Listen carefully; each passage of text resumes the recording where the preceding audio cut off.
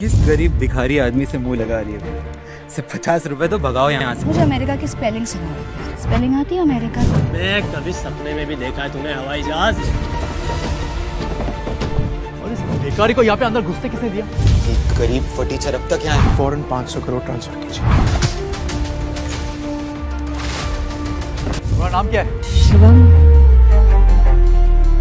तुम हो कौन?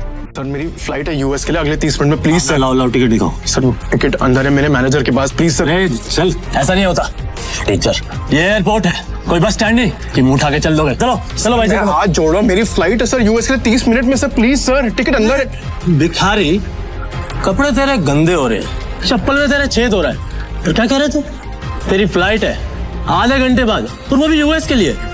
मैं कभी सपने में भी देखा है तूने हवाई जहाज। चल निकल बाहर, चल। मैं आपके आगे हाथ जोड़ता हूँ सर, मेरी फ्लाइट है सर, प्लीज मुझे जाने दीजिए प्लीज। ऐसा नहीं जाएगा ना? प्लीज सर, मैं रिक्वेस्ट कर रहा हूँ सर। चल, मैं मार मार के मोर बना दूंगा तेरा, समझा?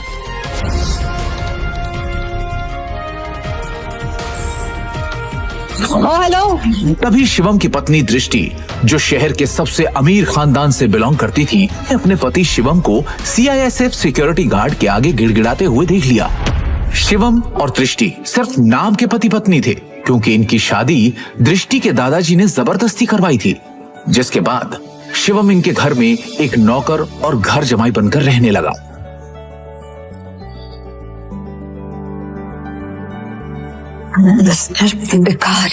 तुम यहाँ क्या कर रहे हो? तुम्हें पता है ना, यहाँ बहुत इंपॉर्टेंट इन्वेस्टर आने वाले हैं मेरे, जिनका वेलकम करने के लिए मैं यहाँ आई हूँ। तो मुझे यहाँ कोई तमाशा नहीं चाहिए। इससे तुम जिससे भी यहाँ आए हो ना, वो सब छोड़ो और चलो ऐसे निकलो ऐसे। दृष्टि, इमरजेंसी है, मुझे अमेरिका जाना है, मेरे पास टिकट भी है, लेकिन ये लोग अंदर नहीं जाने दे रहे हैं। प्लीज प्लीज मेरी मदद करो प्लीज।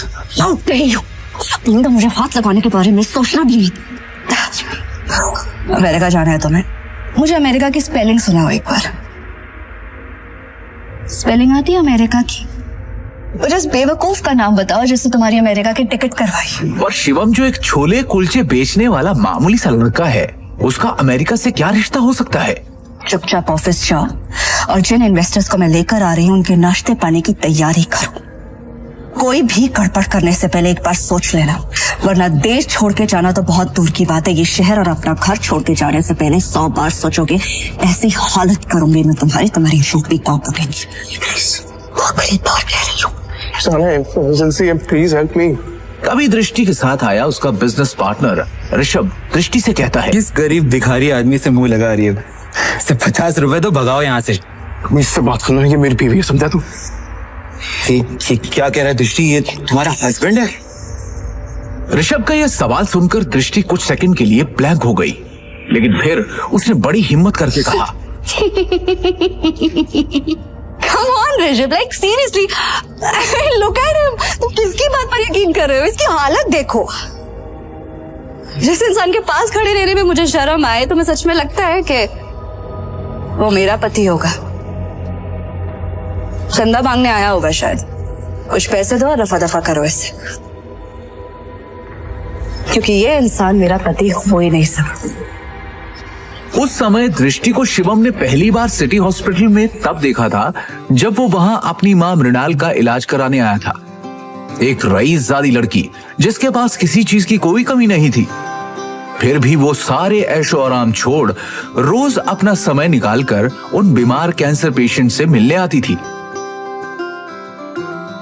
दृष्टि उनके गले लग गई और बाकी सारे पेशेंट्स भी दृष्टि को अपना प्यार भरा आशीर्वाद देने लगे।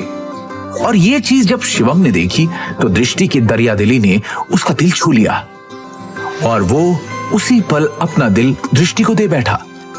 लेकिन किसे पता था कि किस्मत उन्हें सच में मिलाने वाली है।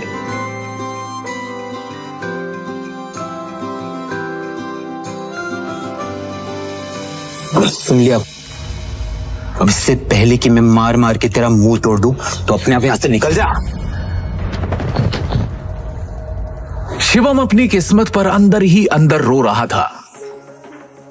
वो यहां से निकलने ही वाला था कि तभी अचानक एक काले रंग की कार एयरपोर्ट के बाहर आकर रुकती है, जिसमें से शहर के बड़े बिजनेसमैन नितिन रायजादा निकलते हैं और उनकी नजर सीधे शिवम पर पड़ती है और वो शिवम को देखते ही उसकी ओर दौड़ते चले जाते हैं। मिस्टर शिवम? हाँ सर, आपने मुझे पहचाना? मिस्टर रायजादा को कौन नहीं जानता था। दृष्टि उन्हें देखते ही पहचान गई थी, पर उन्हें शिवम से बात करता देख दृष्टि और ऋषभ दोनों के होश उड़ गए। मिस्टर रायजादा जैसा बड़ा आदमी उस भिखारी को कैसे जानता है? मैं भी यही सोच रही हूँ। मिस्टर रायजादा ऑलमोस्ट 5,000 करोड़ की प्रॉपर्टी के मालिक है, तो फिर ये इस भिखारी से बात क्यों कर रहे हैं? आई एम श्योर उनका ड्राइवर रहा होगा। हेलो, आप जल्दी आइए, इमीडिएटली।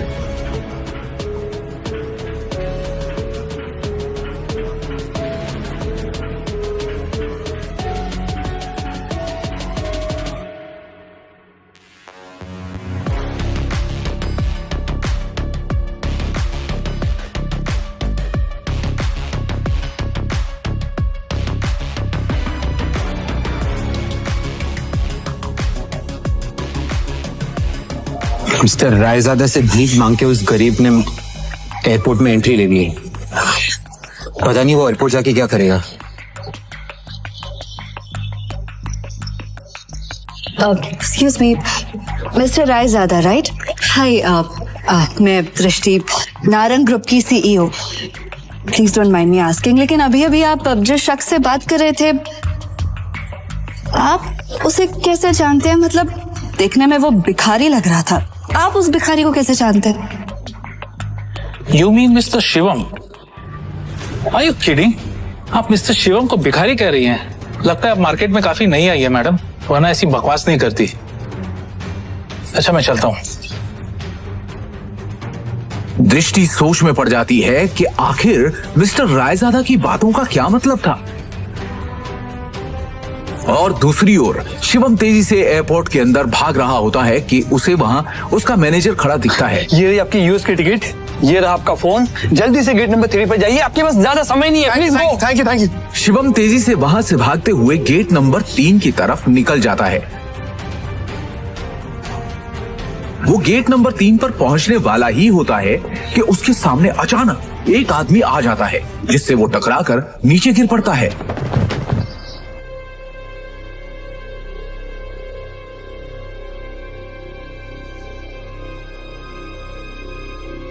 सर आप ठीक है? अबे अंधा है क्या? हाँ, अबे एयरपोर्ट है ये, कॉलोनी का कोई पार्क नहीं है, समझा? और इस बेकारी को यहाँ पे अंदर घुसते किसने दिया? हाँ, जल्दी में था इसलिए टकरा गया। मेरी फ्लाइट छूट जाएगी, मुझे जाने दीजिए प्लीज। सॉरी। अबे मेरे होते हुए तू फ्लाइट में तो क्या 2 मिनट इस एयरपोर्ट पे भी नहीं टिक सकता, समझा? तू जानता नहीं है किससे टकराया है तू, समझा? मेरे सर से टकरा तू जानता नहीं ये कौन है? ये प्राइम एयरलाइंस का मालिक है। सर मेरी फ्लाइट भी प्राइम एयरलाइंस की है, प्लीज मैं आपसे माफी मांग रहा हूँ, आज भी छोड़ दो प्लीज, कुछ इमरजेंसी है प्लीज। इमरजेंसी है प्लीज? सर मेरी टिकट। मैं भी देखता हूँ तू जैसा भिखारी मेरी एयरलाइंस में कैसा चढ़ता है, समझा ना? टिकट सारे बिचा फाड़े टिकट इसकी।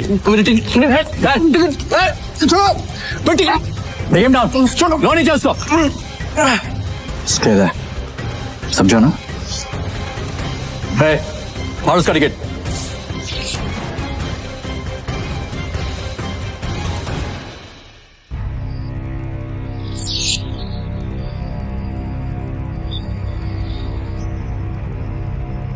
You better watch it, okay? चलो, let's go. जब वो शिवम की यूएस की टिकट के 4 टुकड़े करके उसके मुंह पर फेंकता है, तब शिवम गुस्से में उठता है और उन बॉडीगार्ड्स को जमीन पर गिरा देता है।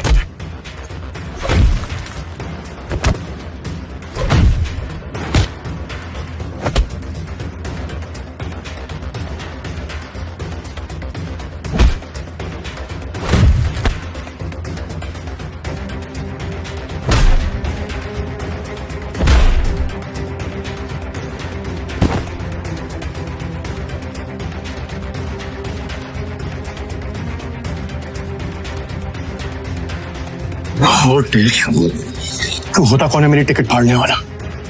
एक एयरलाइन का मालिक बनके खुद को बहुत बड़ा आदमी समझने लगा ना?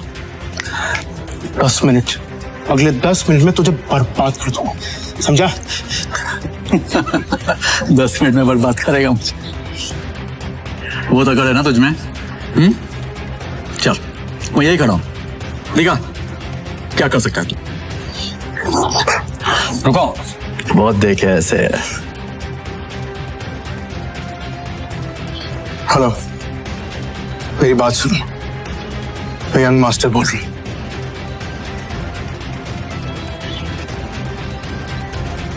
प्रिय यात्रियों, यह सूचित किया जाता है कि प्राइम एयरलाइन की सेवाएं अस्थायी रूप से रोक दी गई हैं। इसके कारण होने वाली असुविधा के लिए हमें खेद है। सभी यात्रीगण से अनुरोध है कि अधिकतम जानकारी के लिए हमारी आधिकारिक वेबसाइट या हेल्पलाइन से संपर्क करें। प्रिय यात्री, बिना मेरे परमिशन और नोटिस के कैनवासमेंट कैसी हुई? सर, हमें ऊपर से इमीडिएटली ऑर्डर आया है, आपका लाइसेंस कैंसिल कर दिया गया। इसके कारण होने वाली असुविधा प्राइम एयरलाइन सब बैन हो चुकी है। आपको जो भी बात करनी है सर मिनिस्ट्री में अनुरोध है कि अद्यतन जानकारी के लिए हमारी आधिकारिक वेबसाइट या हेल्पलाइन से संपर्क करें। कहा था ना, 10 मिनट में तुझे बर्बाद कर दूंगा, मेरी एयरलाइन को बैन कर दूंगा। सड़क पर तू तो एक मामूली आदमी है यार। प्रिय यात्री, और तू ये सब कैसे कर सकता है? किया जाता है कि प्राइम, मैं एक करोड़पति आदमी हूँ, अस्थायी पावर है मेरे पास। अरे मेरी एयरलाइंस को बैन करने के लिए प्राइम मिनिस्टर के खुद ऑर्डर्स चाहिए होते हैं। हमें खेद है, सभी बस एक कॉल करके है कि अद्यतन जानकारी के लिए अभी तो सिर्फ तेरी एयरलाइन बैन, वेबसाइट या हेल्पलाइन। इंडिया में जो तूने फ्रॉड करके बैंक में पैसे जमा किए, याद है?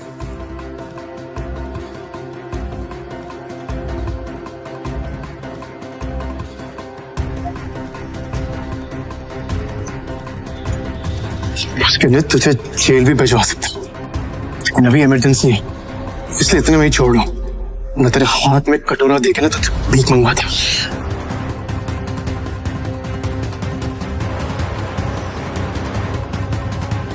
सर आपका यूएस पहुंचना बहुत जरूरी है। मैंने आपके लिए प्राइवेट जेट अरेंज कर दिया है, हमें अभी निकलना होगा। Sir, private jet? मतलब ये कोई मामूली आदमी नहीं है, अरे ये बहुत रईस और पावरफुल आदमी है। सुनो, तुम्हारा नाम क्या है?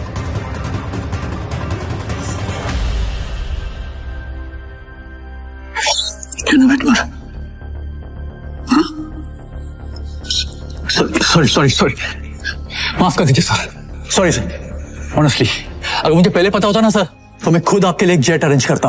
Please forgive me sir. आइंदा से ऐसी गलती नहीं होगी। अब एयरलाइन ही नहीं है तो गलती कैसे हो सर?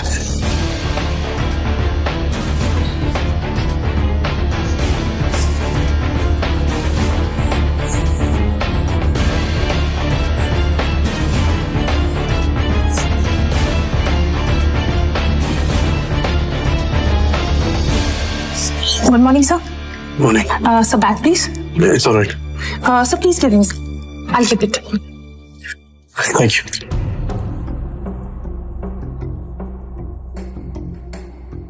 पर तभी यूएस से एक कॉल आती है। हेलो शिवम सर, अब आपको यूएस आने की कोई जरूरत नहीं है। हमें डोनर मिल चुका है और बड़े साहब अब खतरे से बाहर है। हम कल ही उन्हें लेके इंडिया आ रहे हैं। थैंक गॉड, मैं तो डर ही गया था। Keep me posted, okay?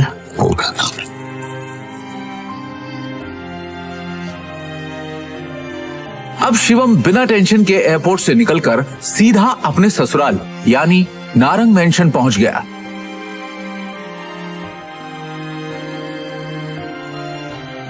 उधर रोज की तरह शिवम दुनिया से बेखबर अपनी ही धुन में हाथों में दृष्टि का लंच बैग और कानों में ईयरफोन्स लगाए ऑफिस आया। गुड मॉर्निंग मिसेस वर्मा, कैसी हैं आप? आज का दिन बहुत खूबसूरत है ना? Hello, how are you? You तो टेंशन क्यों है? तू सारा टाइम घर में वर्करूम की तरह काम करता रहेगा कि कभी न्यूज भी देखेगा? इतने बड़े बिजनेसमैन का दामाद है और तुझे बिल्कुल खबर नहीं बिजनेस की। सर क्या हुआ कि मुझे मालूम नहीं है। Tech team. सरकारी टेंडर्स ना मिलने से नारंग इंडस्ट्रीज को बड़ा झटका। वेंटिलेटर पे चल रही नारंग इंडस्ट्रीज को इस 200 करोड़ के टेंडर से बहुत उम्मीदें थी, लेकिन ये टेंडर चला गया कपूर इंडस्ट्रीज के पास। नारंग इंडस्ट्रीज और उसके गिरते हुए शेयर्स को कैसे बचाएगी दृष्टि नारंग? ऋषभ दृष्टि का बिजनेस पार्टनर था।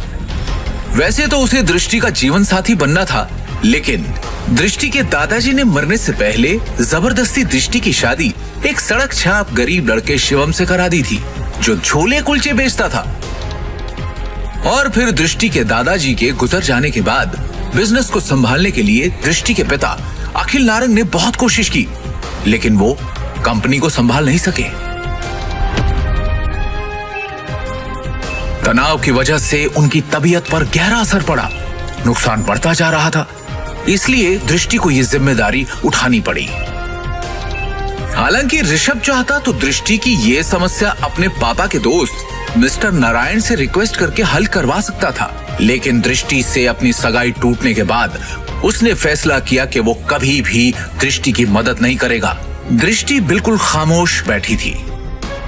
वो हर हाल में इस कंपनी को बचाना चाहती थी। टेंडर ना मिलने की वजह से सारे इन्वेस्टर्स ने अपने हाथ खींच लिए। इनफैक्ट ये देखो, ये बैलेंस शीट, इसमें भी कुछ खास नहीं है। They don't have trust on us anymore. अगर ऐसा ही चलता रहा ना तो हमारी कंपनी दिवाला हो जाएगा। नहीं नहीं नहीं नहीं नहीं नहीं नहीं, no, this can not happen. I can't let this happen. ये कंपनी सिर्फ कंपनी नहीं है। दादाजी ने खून पसीने की मेहनत से नारंग ग्रुप ऑफ कंपनीज को खड़ा किया था, और इसका परचम सिर्फ हमारे देश में नहीं बल्कि विदेश में भी लहरा रहा है। बहुत मेहनत से दादाजी ने इसे कामयाब बनाया है। हमारी एक गलती की वजह से या कुछ ना कर पाने की वजह से मैं दादाजी की पूरी मेहनत को मिट्टी में मिलने नहीं दे सकती। We have to do something. I can't lose this company. This is not the option. आप सब प्लीज कुछ कीजिए। आपको तो कोई आइडिया होगा ना, कोई सोल्यूशन होगा। Somebody just find a way. दृष्टि बेटा, तुम्हारे दादाजी के टाइम से हमारे कुछ वफादार एसोसिएट्स थे जिनके साथ हम बिजनेस करते थे, लेकिन उनके निधन के बाद ऋषभ के निर्देश पर हमने उनके साथ डील करना बंद कर दिया। अगर तुम कहो तो उनसे मर्जर की बात की जाए। राजा काका, दैट्स नॉट एन ऑप्शन है। और वैसे भी आज की खबर सुन के मुझे नहीं लगता कोई हमारे साथ मर्जर करेगा। Mohit, let's look at other options. Meanwhile, what can we do? Raja Mauli उर्फ राजा काका दृष्टि के दादाजी के पुराने वफादार थे, लेकिन आज वो सिर्फ नाम के कंपनी एडवाइजर थे। नारंग इंडस्ट्रीज और उसके गिरते। Hello, yes ma'am, yes ma'am, I get the files. अपने एक्सपर्ट से हम जानेंगे दिवालिया हो रही नारंग इंडस्ट्रीज का भविष्य।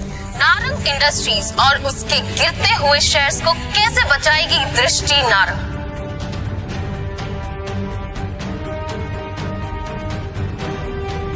दृष्टि कहाँ पर है? शिवम, तुम घर जाओ, मुझे तुरंत ये फाइल्स देनी है मैम। दृष्टि से मिलना बहुत जरूरी है। I need to meet her right now, please. Shivam, जिद मत करो, घर जाओ। अब जा कर रही है? Meeting room. तभी मिसेस वर्मा दरवाजा खटखटाकर एक्सेस कार्ड की मदद से अंदर चली जाती हैं और उनके पीछे पीछे शिवम भी अंदर घुस जाता है। शिवम को इस तरह देखकर सभी लोग हैरान हो जाते हैं। दृष्टि, इस प्रॉब्लम के बारे में कुछ बात करनी है जरूरी, प्लीज। शिवम, इस वक्त नहीं, इस वक्त मैं बहुत ही जरूरी मीटिंग में हूँ और ये मीटिंग इस वक्त मेरे लिए बहुत जरूरी है। 5 मिनट दे दो। इन सब बातों के लिए इस वक्त मेरे पास वक्त नहीं है। 5 मिनट, इस प्रॉब्लम का सोल्यूशन है। यहाँ मीटिंग चल रही है। मुंह उठा के आ गया साला फटीचर। और वैसे भी कंपनी के मैटर में तेरा कोई लेना, तेरी औकात क्या है? सबसे पहले तो साधवी को यहाँ से निकालो।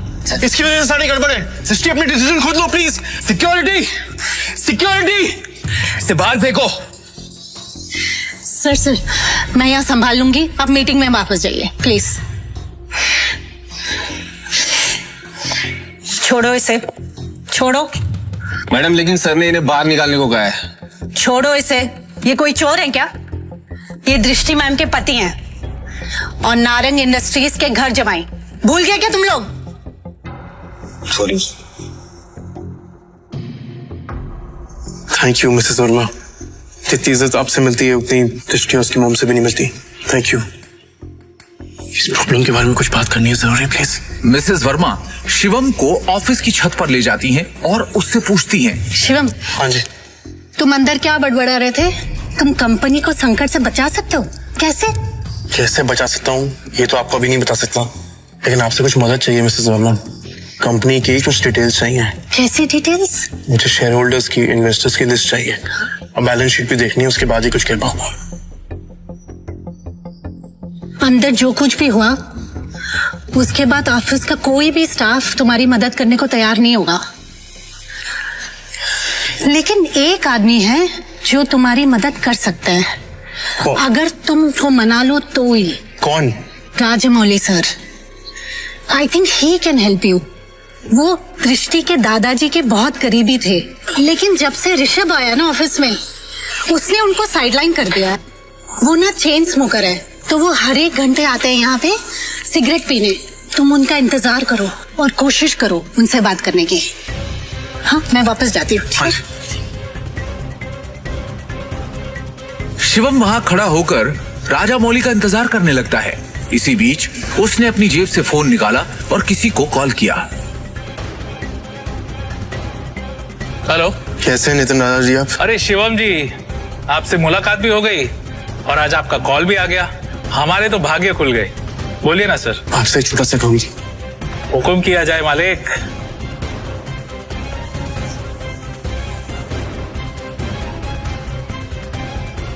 आप जल्दी से डिटेल्स पता करके मुझे कॉल कीजिए। रखता हूँ, बाय।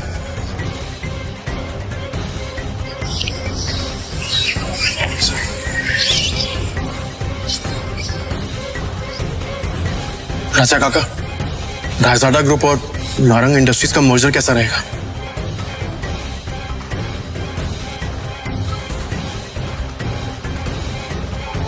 रायजादा, तुम इनके बारे में कैसे जानते हो? ये तो हमारे पुराने बिजनेस एसोसिएट्स थे। तुम्हें क्या पता इनके बारे में? इसके बाद शिवम ने राजा काका को कुछ ऐसा बताया कि उसे सुनने के बाद उनके होश उड़ गए। उन्होंने अपनी सिगरेट वापस रखी और शिवम को अपने साथ कॉन्फ्रेंस रूम ले गए।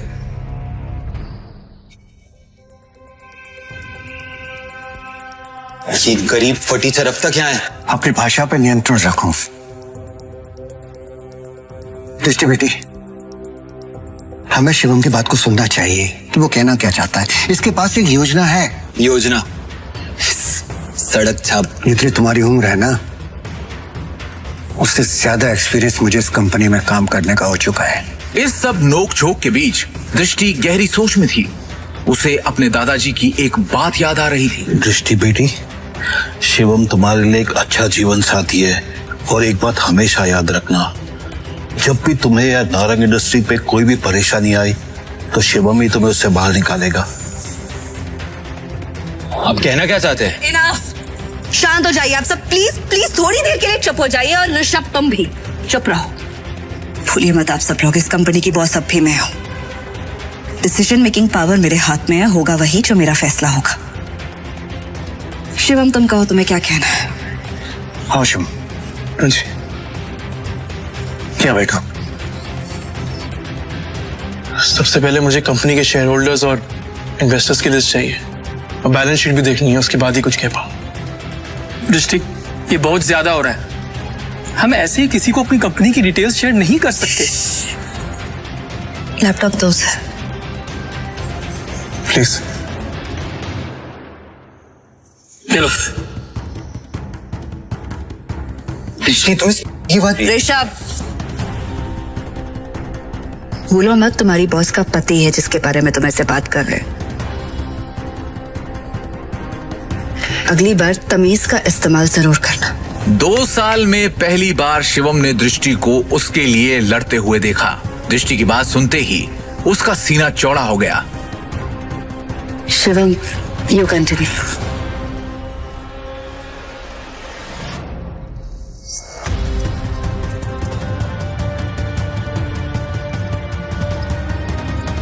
बैलेंस शीट की कुछ ट्रांजैक्शन पे मुझे शक है। इन्वेस्टर्स जिस तरह कंपनी छोड़ के जा रहे हैं उसका भी एक पैटर्न है। कुछ तो गड़बड़ है यहाँ पर। अरे क्या बकवास कर रहा है? कुछ भी बोल रही है आदमी। हवा में बात करना बंद करो और ये बताओ कि गिरते शहर को कैसे रोके। हमें हमारे कंपनी से सारे शेयर बाय बैक करने होंगे, सिंपल। अरे वाह, एकदम शानदार और नया आइडिया तुम्हारा। तुम्हें क्या लगता है? अरे इसे क्या लगता है कि हम लोग ने इस बारे में सोचा नहीं होगा? शांत हो जाओ शिवम, फंड्स कहाँ हैं हमारे पास? 1 मिनट दो मुझे, बस 1 मिनट।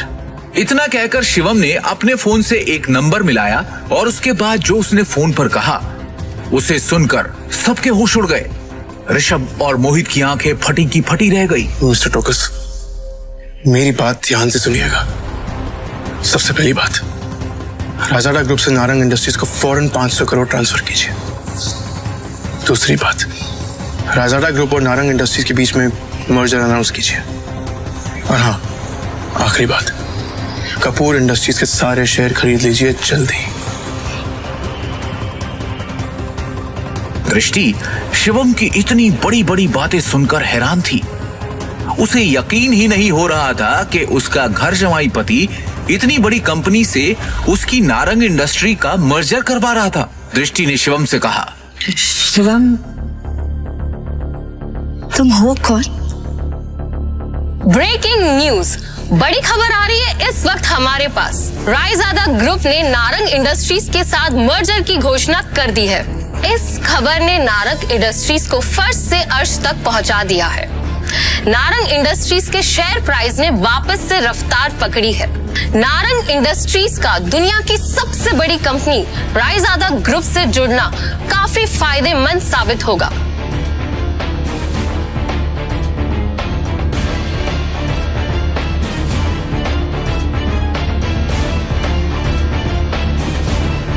क्या दृष्टि को मिलेगा शिवम से अपने सवाल का जवाब? ये सब जो अभी अभी हुआ था, ये किसी जादुई सपने से कम नहीं था। लेकिन एक बात जो अब भी सबकी नजरों से शिवम ने छुपाकर रखी थी, वो थी उसकी आंतरिक शक्तियां, जिसे शिवम उजागर करने की कोशिश कई दिनों से कर रहा था। शिवम वहां से निकलकर एक शादी में गया था जहां उसे करण मिला था, जो कि दृष्टि का कजन था। वो शिवम को बेइज्जत करने से कभी बाज नहीं आता था। शिवम और उसके बीच नोक-झोंक कई समय से चलती आ रही थी, लेकिन उस दिन शिवम ने करण की बेइज्जती पूरे रिश्तेदारों के सामने कर दी और वहां से घर चला गया। करण ने अपने गुस्से को पी लिया और ठान लिया कि वो शिवम को नहीं बख्शेगा। दूसरी ओर अपना खाना खत्म करके शिवम ने अपने बर्तन धोए और फिर वो अपने बेड पर आराम करने बैठ गया। ध्यान या मेडिटेशन करने की महारत उसने पिछले कुछ सालों में ही पाई थी। शिवम के लिए मेडिटेशन उसके शरीर के अंदर दिन भर में जमा हुई गंदगी बाहर निकालने का एक जरिया है। और तभी शिवम ने हाथ आगे बढ़ाया और बेड के साइड में रखा एक काला पत्थर उठाया। उसे मुट्ठी में बंद कर जैसे ही उसने हाथ को हल्के से घुमाया, वो पत्थर राख बन उसकी उंगलियों के बीच से सरक गया। शिवम की आंखों में उत्साह भर गया और उसने खुद से कहा, भस्म शक्ति ने अपना रूप ले लिया है। अरजा, उसके गुरु ने भी तो यही कहा था कि वो तक्षक महल का वंशज तभी माना जाएगा जब वो अपनी अंदरूनी शक्तियों को जगा लेगा, और तब उसकी तलाश शुरू होगी ढूंढने के लिए रायजादा परिवार के उन खास लोगों को जिनसे वो अपने गुरु के निशानी के तौर पर दिए जेड पत्थर की मदद से मिल पाएगा। वही वो पल होगा जब शिवम अपनी जिंदगी को बदल पाएगा। सिर्फ इतना ही नहीं, इसके साथ ही शिवम के हाथ वो सब भी लगेगा जो आम इंसान की पहुंच में नहीं, जैसे कि पौराणिक औषधियां, धन और उसके पूर्वज। यही तो होता है इस विद्या में। इसमें किसी के वैभव और उसकी शक्ति की कोई सीमा नहीं है। सक्का अपने गुरु का निशानी के तौर पर दिया हरा पत्थर अपने हाथों में घुमाते हुए शिवम ने सोचा, मेरी शक्तियां पूरी तरह से जागृत हो चुकी हैं। अब वक्त आ चुका है मामले को अपने हाथों में लेने का, एक्शन में आने का। शिवम ने अपनी शक्तियां जागृत होने के बाद उनसे अपनी शक्तियों के दम पर दृष्टि के ऑफिस में हुई सारी चीजों को दृष्टि और वहां मौजूद सब लोगों को भुलवा दिया। यहां तक कि नितिन रायजादा भी अब शिवम के साथ हुई बातों को भूल चुके थे। ऐसा शिवम ने क्यों करा, वो तो वक्त ही बताएगा। अगले दिन शिवम की मुलाकात उसके पिता से हो गई, जो कि इतने दिनों से उसे मिलने के लिए मजबूर कर रहे थे। तुम्हारे दादाजी पिछले 2 सालों से बिस्तर पर हैं, बहुत बीमार हैं। अपने बिगड़ते स्वास्थ्य के बावजूद वो बस एक ही जिद लेकर बैठे हैं कि केवल एक बार फिर तुमसे मिलना चाहते हैं। वो बस चाहते हैं कि तुम वापस आ जाओ भावेश, जो कि शिवम के पिता हैं, उन्होंने कहा, तुम्हारे चाचा की भी शादी हो चुकी है, लेकिन तुम्हारे ताऊजी और चाचा जी के यहाँ केवल 2 बेटियां हैं।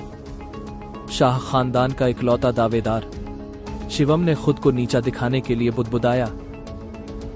तो आप चाहते हैं कि मैं परिवार की विरासत के लिए आपकी सौदेबाजी का हथियार बन जाऊं? तुम सच में बहुत भोले हो, भावेश ने ठंडे स्वर में कहा। हमारे परिवार का जो व्यापार है, उसकी अनगिनत शाखाओं के अलावा हमारे शाह परिवार का दिल्ली और उसके आसपास के इलाकों में एक बड़ा पारिवारिक व्यवसाय है। परिवार के नियमों के अनुसार अगर परिवार के मुखिया की मृत्यु हो जाती है और तीसरी पीढ़ी को संभालने वाला कोई नहीं है, तो परिवार के मुखिया को दूसरे परिवार से बदल दिया जाएगा और उस समय से शाह परिवार पर हमारी शाखा का शासन नहीं होगा। और इसका मुझसे क्या लेना देना है? शिवम ने शांति से पूछा। तुम्हारे दादाजी के बीमार पड़ने के बाद से ही पिछले कुछ वर्षों में तुम्हारे चाचा और ताऊजी पहले से ही परिवार की विरासत और सत्ता की हकदारी के लिए लड़ने की तैयारी में जुट चुके हैं, जिससे परिवार के भीतर एक जबरदस्ती का हंगामा हो रहा है। क्या तुम बस ऐसे ही हाथ पर हाथ रखकर बैठे रहोगे और कुछ नहीं करोगे? भावेश ने निराशा भरी नजरों से पूछा। शिवम थोड़ा झुंझलाया और उसने उपहास भरी मुस्कान से भावेश की तरफ देखा। आखिरकार वो अपने पिता भावेश के वास्तविक स्वरूप को भली भांति जानता था।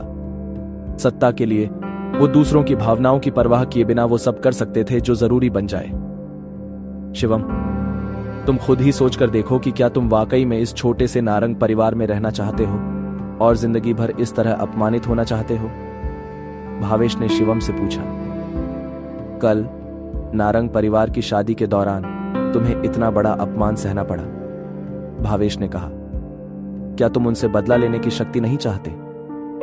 क्या तुम नहीं चाहते कि तुम्हें वो रुतबा, वो शोहरत, वो ताकत मिल जाए कि तुम जब चाहो तब पूरे नारंग परिवार को अपने सामने पैरों पर घुटने टेकने के लिए मजबूर कर दो? भावेश के ये कहते ही शिवम ने उसकी तरफ देखा और फिर एक गहरी सोच में डूब गया। भावेश ने अपने चालाक स्वभाव का इस्तेमाल कर शिवम से अनुनय किया, लेकिन इसके बावजूद भी शिवम ने सिर्फ अपना सिर हिलाया और कुछ नहीं कहा। मुझे पता है कि तुम मुझसे अपने दिल की गहराई से नफरत करते हो। तुम चाहो तो जीवन भर मुझसे नफरत कर सकते हो और मुझे अपने पिता के रूप में स्वीकार नहीं करना चाहते हो तो वो भी मत करो। भावेश ने गंभीरता से कहा, केवल एक चीज है जो तुम्हें करने की जरूरत है, वो है शाह परिवार में वापस आना और अपने दादा को पहचानना। फिर तुम शाह परिवार से वो लेने में सक्षम हो जाओगे जो तुम चाहते हो और उस शक्ति के साथ तुम जो चाहो वो कर सकते हो। दिखने में इतनी सिंपल सी शर्त है, पर ये एक बहुत बड़ा मौका है जो तुम्हारे लिए शोहरत और ऊंचाइयों के सारे रास्ते खोल देगा। क्या तुम अब भी इसे स्वीकार करने को तैयार नहीं हो? शिवम ने स्पष्ट रूप से कहा, मुझे आपकी सहायता की कोई जरूरत नहीं है। मैंने वास्तव में तब तुम्हारे और तुम्हारी मां के साथ गलत किया था, लेकिन अगर तुम मेरी जगह होते तो शायद तुम भी ऐसा ही करते। एक आदमी जीवन में सब कुछ खो सकता है, हालांकि केवल एक चीज जो उसे नहीं खोनी चाहिए वो है वो शक्ति जो उसके हाथों में है। शिवम ने अपना सिर हिलाया और बेहद निराशा में आह भरी। पूरे 1 दशक के बाद भी भावेश को अभी भी उसने उसके और उसकी मां के साथ जो किया उसके लिए किसी प्रकार का पछतावा या अपराध बोध महसूस नहीं हो रहा था। शिवम ने खड़े होकर जाने से पहले कहा, मैं वापस जाने और अपने दादाजी से मिलने का समय चुनूंगा। हालांकि शाह परिवार के मामले का मुझसे कोई लेना देना नहीं है। ठीक है, तुम जा सकते हो। मैंने तुम्हें पहले ही शर्तें बता दी है और तुम्हारे जवाब का इंतजार रहेगा। मुझे पता नहीं क्यों ये यकीन है कि तुम अंत में अपना विचार बदल दोगे। हाँ, आपने जो कहना है या करना है वो कीजिए।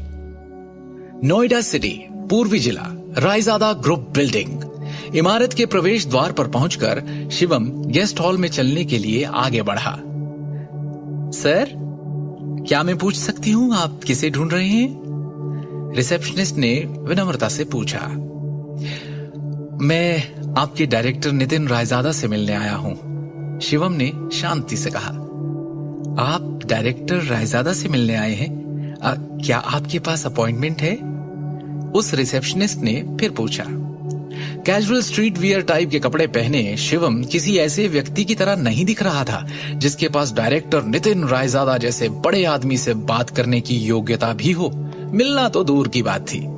आप उन्हें सिर्फ मेरा एक मैसेज दे दीजिए और जैसा मैं कह रहा हूं बिल्कुल आप वैसा ही उनसे कहिए।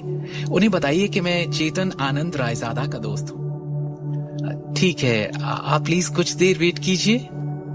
भवन के दूसरी ओर डायरेक्टर के ऑफिस में एक असाधारण स्वभाव वाला एक मध्यम आयु वर्ग का व्यक्ति कुछ डॉक्यूमेंट्स और फाइल्स की जांच कर रहा था। कम इन। अनुमति मिलने के बाद एक युवा पुरुष सेक्रेटरी ऑफिस के अंदर आया और उसने नर्म तरीके से सम्मानपूर्वक कहा, डायरेक्टर सर, फ्रंट डेस्क से मैसेज आया है कि कोई आपको ढूंढ रहा है। Front desk? दिन के इस वक्त मेरा कोई अपॉइंटमेंट नहीं है ना? देखो, वो जो कोई भी है मुझे नहीं अपने लिए परेशानी ढूंढ रहा है शायद, और इसके लिए तुम्हें यहाँ आने और हर वो इंसान जो मुझसे यहाँ मिलने आए उसके बारे में मुझे बताने की जरूरत नहीं है, समझे?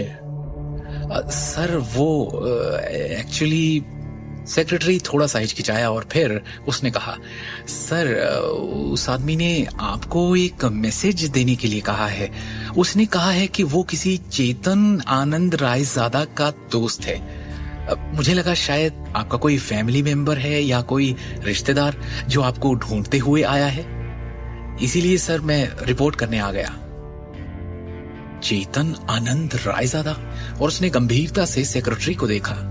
आखिरकार चेतन आनंद रायजादा उसके दादा और दिल्ली के मशहूर रायजादा परिवार के पितामह थे। पूरे शाही शहर में केवल रायजादा परिवार के प्रत्यक्ष वंशज ही अपने दादा के नाम का हिस्सा जानते थे। उनके पूरे नाम की तो बात ही छोड़ दें। कैसा दिखता है वो आदमी जो नीचे आया है? नितिन ने पूछा। सेक्रेटरी ने तुरंत जवाब दिया, यंग है सर, यही कोई 23-24 साल का होगा। उसे इसी वक्त पूरे सम्मान के साथ यहाँ मेरे ऑफिस में लेकर आओ। नितिन ने थोड़ा कंफ्यूज्ड स्टेट में सेक्रेटरी को ऑर्डर दिया। 5 मिनट बाद शिवम को सेक्रेटरी द्वारा 36वीं मंजिल पर डायरेक्टर के कार्यालय में लाया गया और जैसे ही शिवम ऑफिस के अंदर आया वो नितिन के सामने एकदम भरकर बैठ गया। उस अधेड़ उम्र के व्यक्ति जो उस कंपनी का डायरेक्टर है, उसने उसे गंभीर भाव से देखा।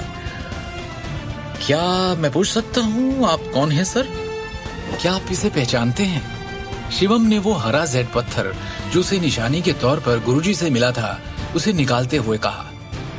उस जेड पत्थर की सतह को जटिल पैटर्न के साथ उकेरा गया था, जबकि चरित्र रायजादा को केंद्र में अंकित किया गया था। ये तो... नितिन ने हैरान भाव से उस हरे पत्थर को देखा। उसका दिमाग अभी भी अस्पष्ट था और उसमें हजारों सवाल थे। ये जेड शहर के रायजादा परिवार से किसी की पहचान और कनेक्शन का प्रतीक है। ऐसे केवल कुछ ही पत्थर तैयार किए गए थे, यहां तक कि खुद नितिन के पास ऐसा एक भी नहीं था। अब कृपया एक क्षण प्रतीक्षा करें, तब तक मैं आनंद जी को आमंत्रित करता हूं, नितिन ने सम्मानजनक स्वर में कहा। इस युवक को नाराज करने की हिम्मत नहीं थी उसमें, जो अभी भी उसके लिए एक राज था। शिवम ने हां में सर हिलाया। कुछ ही समय बाद नितिन सफेद बालों और दाढ़ी वाले एक बूढ़े व्यक्ति उनके साथ ऑफिस में लौटा। नितिन थोड़ा पीछे हुआ और वो आगे आए। नितिन सिर्फ बिजनेस के प्रबंधन का प्रभारी था। दूसरी ओर उसके परिवार के रहस्यों से संबंधित अन्य सभी मामलों को आनंद जी द्वारा नियंत्रित किया जाता था, जिसे नितिन के पिता ने भेजा था। वो बूढ़ा करीब 60 की उम्र का होगा, लेकिन उनकी चाल में सर्प जैसी तेजी थी। इसके अलावा उनकी तेज आंखें जोश से भरी थी, जबकि उनके शरीर में उच्च आत्माओं का उत्सर्जन था। शिवम के हाथ में जेड टोकन को करीब से देखते हुए बूढ़े ने एक सांस लेने से पहले अविश्वास में देखा और अपना परिचय दिया। मैं हूँ जतिन आनंद। क्या मैं आपका शुभ नाम जान सकता हूँ sir? Shivam. Brother Shivam Raizada group के लिए जेड टोकन लाए हैं। मुझे माफ करें, लेकिन क्या मैं आपकी पहचान का परीक्षण कर सकता हूँ? जरूर। शिवम ने हाँ में सिर हिलाया। जतिन को एक नजर देखते ही शिवम बता सकता था कि वो एक साधारण बूढ़ा आदमी नहीं था। इसे देखकर एक बात तो साफ थी कि जतिन आनंद तक्षक विद्या की दुनिया में एक विशेषज्ञ थे। जवाब में सिर हिलाने के बाद जतिन ने अचानक अपनी कलाई को हिलाया और एक जेड गेंद को रोल करते हुए फेंका, जो हवा में घूमती हुई तेजी से शिवम की ओर जा रही थी। अचानक हुए हमले के बावजूद शिवम ने तेजी से अपनी तरफ आती हुई उस जेड बॉल को नंगे हाथों से पकड़ लिया और अपनी सीट पर बैठ गया। और जैसे ही उसने अपनी मुट्ठी खोली, उसकी उंगलियों के बीच से जेड धूल का ढेर फिसलने लगा। इस अप्रत्याशित दृश्य को देखकर नितिन की आंखें चमक गई। जतिन आनंद की अभिव्यक्ति भी फीकी पड़ गई और वो खुद से बुदबुदाए, एक आंतरिक शक्ति विशेषज्ञ इतनी कम उम्र में, कहीं ये उस इंसान का वंशज तो नहीं? रायजादा परिवार के एक बुजुर्ग के रूप में वो प्राचीन तक्षक विद्या से संबंधित गांधी परिवार के रहस्यों के संपर्क में आए थे। इस प्रकार वो मोटे तौर पर शिवम की असली पहचान का अनुमान लगा सकते थे। जतिन आनंद ने झुककर सम्मानपूर्वक कहा, मैं रायजादा परिवार की तीसरी शाखा का बड़ा जतिन आनंद आपका अभिवादन करता हूं, महान Elder. Nitin Raizada great Elder का अभिवादन करता है, नितिन ने गंभीर स्वर में कहा। शिवम के हाथ में जेड टोकन रायजादा परिवार के महान बुजुर्ग की पहचान का प्रतिनिधित्व करता है। रायजादा परिवार के नियम बेहद सख्त थे और किसी को भी उनका अपमान करने की अनुमति नहीं थी। अपनी पहचान स्वीकार किए जाने के बाद शिवम ने थोड़ा सिर हिलाया। द ग्रेट एल्डर इस बार ईस्ट ब्रांच ग्रुप में आए हैं, क्या मैं आपके लिए कुछ कर सकता हूं? जतिन ने गंभीरता से पूछा और उनके इस सवाल पर शिवम के अंदर हजारों बातों का तूफान सा उठ पड़ा। शिवम को पता है कि वो रायजादा ग्रुप के ऑफिस में क्यों आया है, उसे उनसे क्या मांगना है, पर इससे पहले कि वो अपनी बात कहता, उसका फोन बज उठता है। शिवम, फौरन मेट्रो सिटी हॉस्पिटल पहुंचो। मैंने तुम्हारे और दृष्टि के तलाक के कागजात बनवा लिए हैं, अभी के अभी आकर उन पर साइन करो। फोन की दूसरी ओर से दृष्टि की मां सिमी ने चीखते हुए कहा, आप हॉस्पिटल में क्यों हैं? क्या चल रहा है मम्मी जी? शिवम ने गंभीरता से पूछा। दृष्टि के पापा फैक्ट्री में थे जब करण अचानक फैक्ट्री खरीदने आ गया। वहां कुछ ऐसा हुआ कि ये घायल हो गए, हॉस्पिटल में एडमिट करना पड़ा। करण और दृष्टि में भी बहस हुई और दृष्टि बेहोश हो गई। करण अब भी गुस्से में है, कर्ज के भुगतान के लिए जबरदस्ती हमारा घर बेचने पर तुला है। बस एक शर्त पर हमें बख्शने को तैयार है कि दृष्टि तुम्हें तलाक दे दे। हम ये सब और नहीं सह सकते, भगवान के लिए उसे तलाक दे दो। सिमी विनती करते हुए रो पड़ी। मैं वहां पहुंचता हूं, कहकर जैसे ही शिवम ने फोन रखा, उसका चेहरा भावहीन सा हो गया। दृष्टि बेहोश हो गई। शिवम की आंखों में ऐसा क्रोध उमड़ पड़ा जैसा आज तक कभी किसी ने नहीं देखा। उसने जतिन और नितिन की ओर देखते हुए शांति और अधिकार के साथ कहा, मैं चाहता हूं कि पूरी की पूरी नारंग एम्पायर दिवालिया हो जाए, वो भी एक दिन के अंदर। ग्रेट एल्डर, आपकी आज्ञा सर आंखों पर। नितिन रायजादा ने सम्मानपूर्वक उत्तर दिया। दिल्ली के सबसे बड़े मेट्रो सिटी हॉस्पिटल में शिवम जल्दी से कमरा नंबर 608 में पहुंचा। जानते हो ना क्यों हो रहा है ये सब हमारे साथ? क्योंकि तुमने करण के साथ बदतमीजी की। सिमी शिवम की ओर उंगली उठाकर गुस्से में बोलती जा रही थी। अरे क्या जरूरत थी?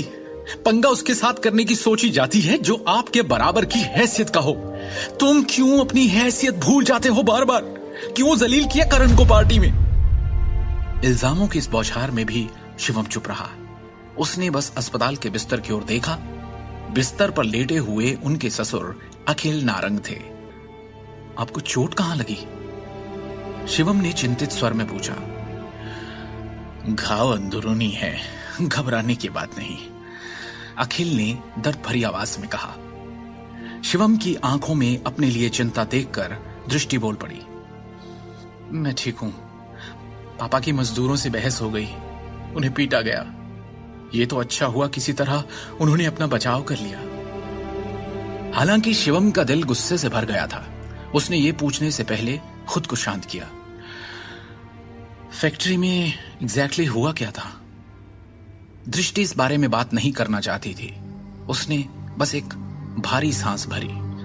पता नहीं करण को फैक्ट्री के लेनदारों के अधिकार कैसे मिले, या फिर वो कब कैसे सबसे बड़ा लेनदार बन गया। वो मजदूरों को फैक्ट्री की सारी मशीन तोड़ने फोड़ने के लिए उकसाने लगा। मैंने और दृष्टि ने उसे समझाने की कोशिश की, पर वो हंसता रहा हम पर। फैक्ट्री की सारी मशीन्स उठवा ली उसने। फैक्ट्री खत्म हो गई, घर भी जल्दी ध्वस्त हो जाएगा। बहुत निर्दयी हैं वो लोग, और हम क्यों उनका निशाना बने? सिर्फ तुम्हारी वजह से शिवम, सिर्फ तुम्हारी वजह से।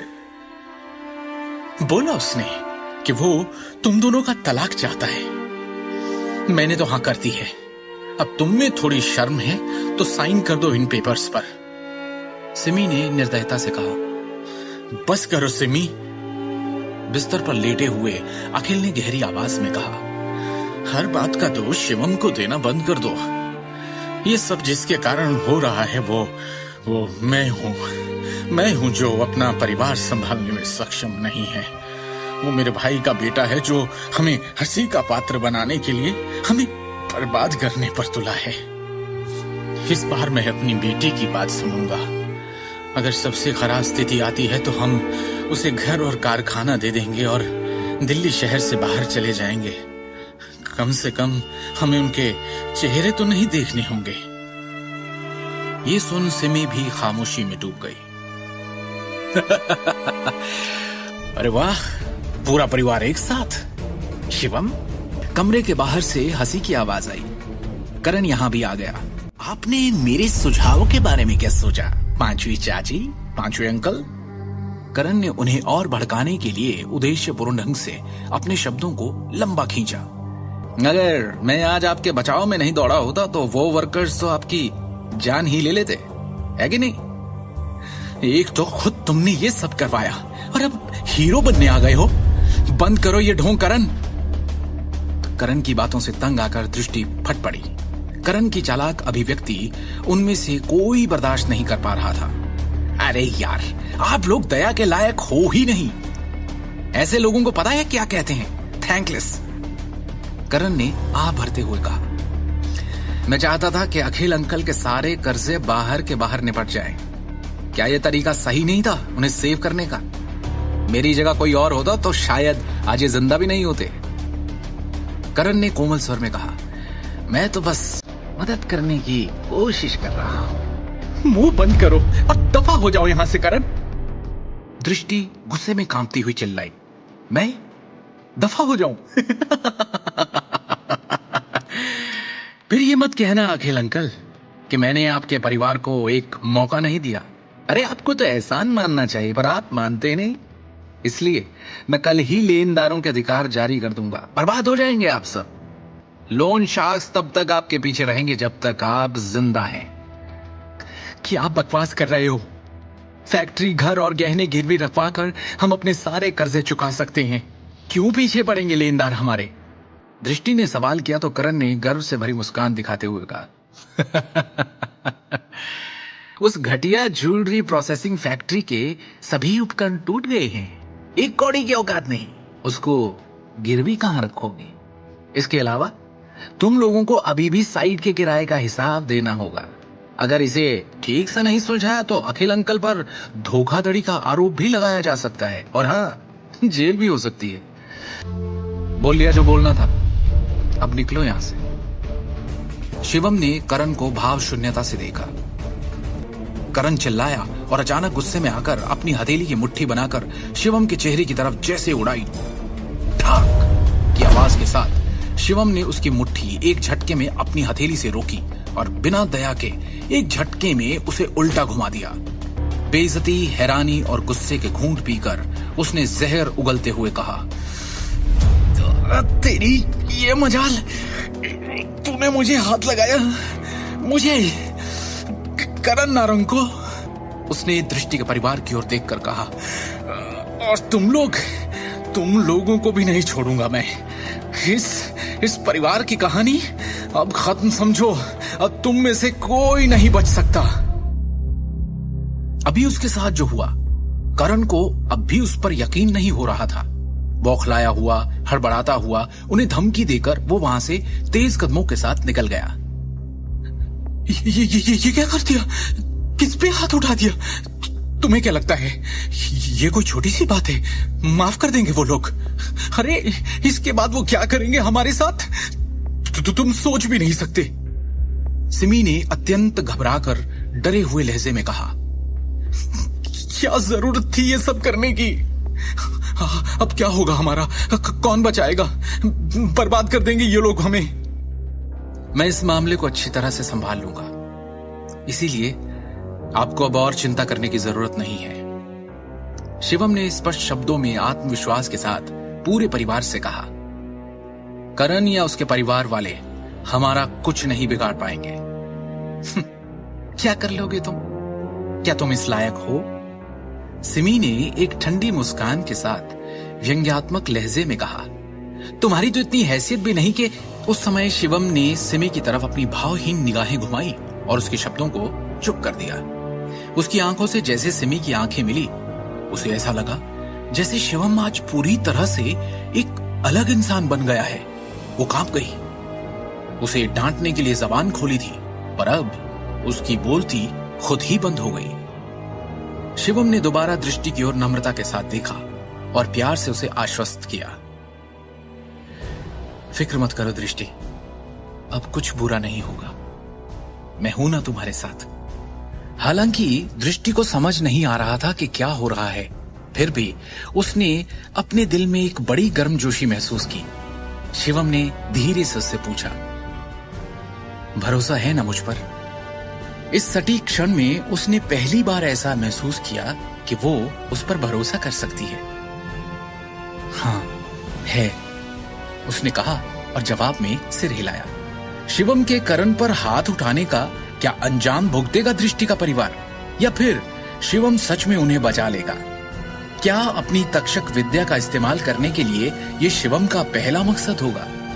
क्या अब नारंग परिवार शिवम का अलग रूप देखेगा? नारंग ज्वेलरी ग्रुप की इमारत की हर मंजिल पर आज एक असामान्य उथल पुथल थी। कर्मचारियों में अफरा तफरी मची थी। क्या चल रहा है? कॉरपोरेशन में इतनी अफरा तफरी क्यों है? बड़े भाई साहब, क्या है ये सब? मैं गोल्फ खेल रहा था, अचानक एक के बाद एक हमारे कई बड़े क्लाइंट्स के कॉल्स आने शुरू हो गए कि वो नारंग ग्रुप के साथ अपनी डील रद्द करना चाहते हैं।